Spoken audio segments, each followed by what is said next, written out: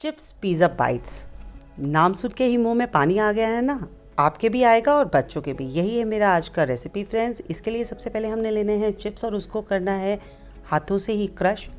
साथ में हम डालेंगे बटर अच्छे से मिक्स करने के बाद हम डालेंगे इसमें ऑरिगानो, चिली फ्लेक्स और साथ में ही हम डालेंगे इसमें रोस्टेड गार्लिक जो मैंने रोस्ट करके रखा है ऑयल में। फ्रेंड्स, अगर आपको मेरा आज का वीडियो देख के पसंद आ रहा है तो लाइक कीजिए, शेयर कीजिए और सब्सक्राइब कीजिए मेरे चैनल को।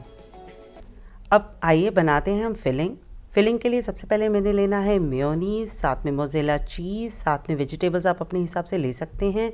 मैं ले रही हूँ कॉर्न कर्नल्स, टोमेटोज़, कैप्सिकम और साथ में ही ऑनियंस। आप अपने हिसाब से कोई भी ले सकते हैं। फिर हम सीजनिंग करेंगे थोड़े से सॉल्ट एंड पेपर के साथ। सॉल्ट इस हिसाब से डालिएगा क्योंकि हमारे ऑरिगानो में भी नमक है और चीज़ में भी।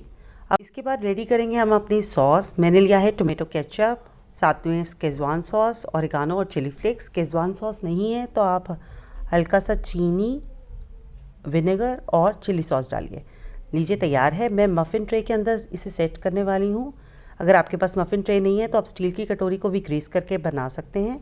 पहले हमने चिप्स का मिक्स डालना है, इसे चम्मच से दबाएंगे, फिर डालेंगे टोमेटो अपना पेस्ट, साथ में डालेंगे हम अपने वेजीज़ और कवर करेंगे मोज़रेला चीज़ के साथ।